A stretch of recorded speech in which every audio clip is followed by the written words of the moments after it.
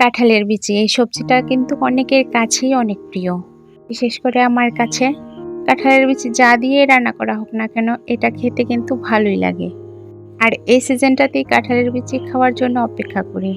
হ্যাঁ, ঠিকই ধরেছেন। আজকের রেসিপিটা থাকছে কাঁঠালের বিচি দিয়ে ডাউল ডাঁটার তরকারি।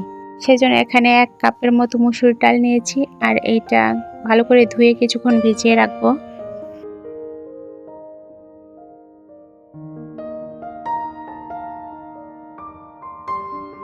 আর এদিকে কাঁঠালের বিচি থেকে খোসাটা ছাড়িয়ে নিয়েছি।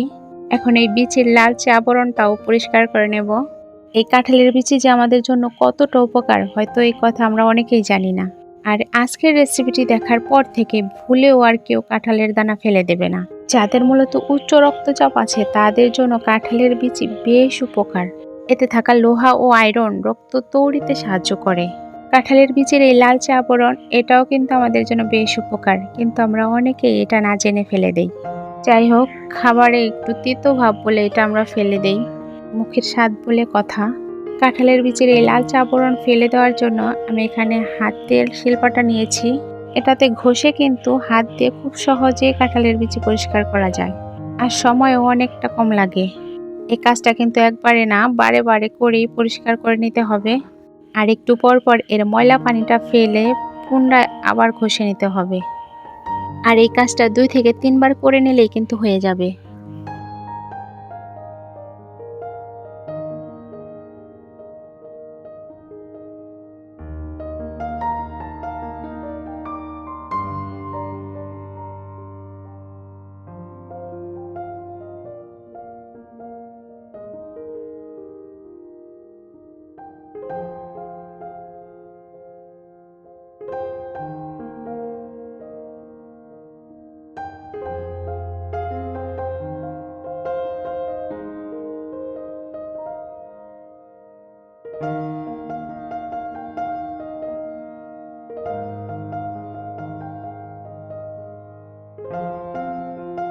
এই কাঁঠালের বিচিগুলো কিন্তু আমার সম্পূর্ণভাবে পরিষ্কার করা হয়ে গেছে। দেখতেই পাচ্ছেন কতটা সুন্দর হয়েছে দেখতে।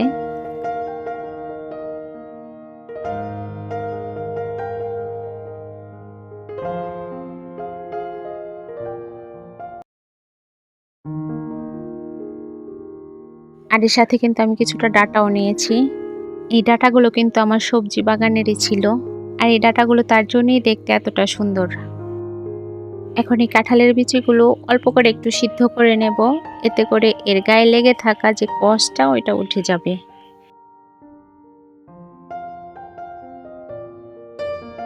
সিদ্ধ করার জন্য সামান্য একটু লবণ দিয়ে নিয়েছি।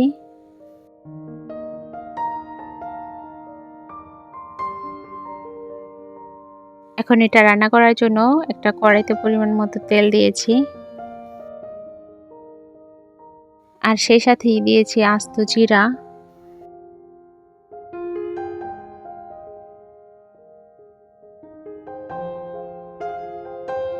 দিয়েছি কেটে রাখা 3টা পেঁয়াজ,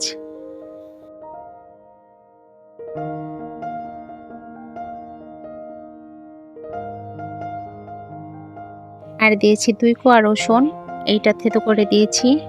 এখন এই সব কিছু ভালো করে একটু ভেজে নেব।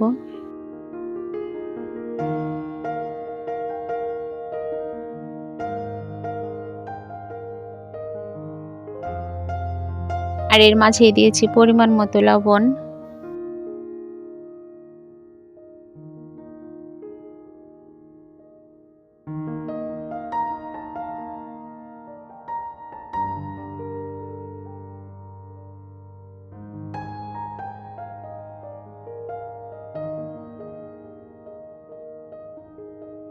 এরপর দিয়েছি বেশ কিছুটা কাঁচামরিচ।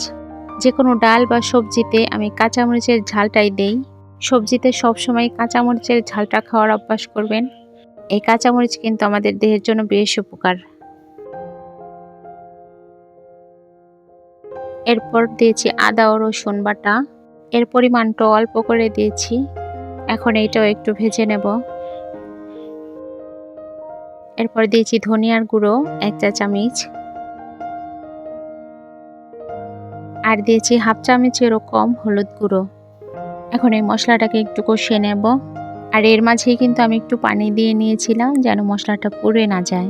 এই মশলাটাকে একটু ঢাকনা দিয়েই কষিয়ে নিতে হবে। আসলে এই খাবারটা অনেকেই বানাতে পারে, কিন্তু কিভাবে টেস্টটা বেশি হবে সেটা আমাদের অনেকেরই অজানা। সেজন্য যখনই আপনি এই মশলাটাকে ভালো করে কষিয়ে নেবেন, তখন এই খাবারের আসল স্বাদটাকে পেয়ে যাবেন। কথা বলতে বলতে আমি কিন্তু ডাল এবং কাঁঠালের বিচি ও ডাঁটা একসাথেই দিয়ে দিয়েছি।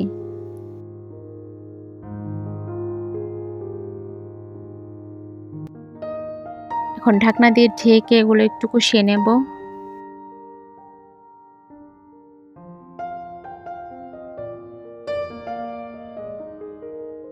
আর এর মাঝেই ঢাকনা খুলে একটু নেড়ে চেড়ে দিয়েছি যেন নিচে লেগে পুড়ে না যায়।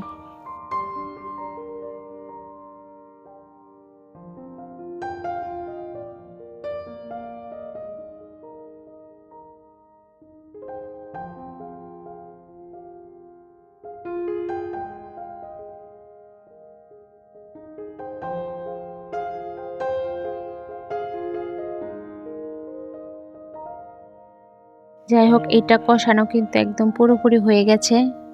এখন সামান্য একটু ঝোল দিয়ে দেব।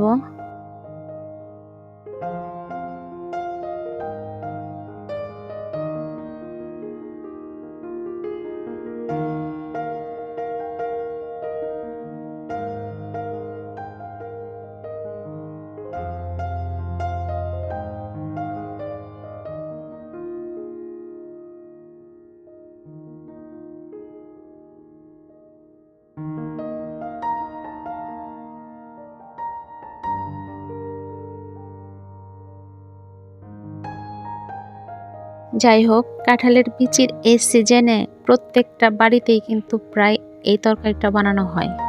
এটা কিন্তু আমাদের একটা কমন খাবার। গরম ভাতের সাথে কিন্তু এই তরকারিটা বেশ ভালোই লাগে। কাঁঠালের সিজন থাকতে থাকতে কাঁঠালের বিচি দিয়ে এই রেসিপিটা অবশ্যই একদিন হলো ট্রাই করবেন। আর এই তরকারিটা এভাবে রান্না করলে আপনার কিন্তু মাংসকেও হার মানাবে। মূলত এটা খেতে এতটাই দুর্দান্ত স্বাদ। যাই হোক, এখন ঢাকনা দিয়ে ঢেকে এটা আমি রান্না করে নেব একদম ঝোল শুকিয়ে আসা পর্যন্ত।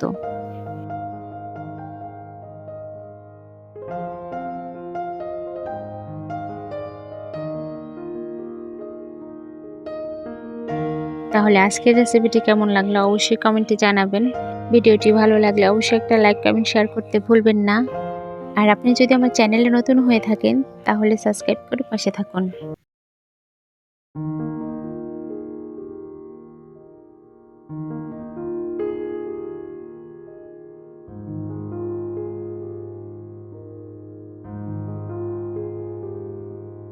আবারও হাজির হব নতুন কোনো রেসিপি নিয়ে।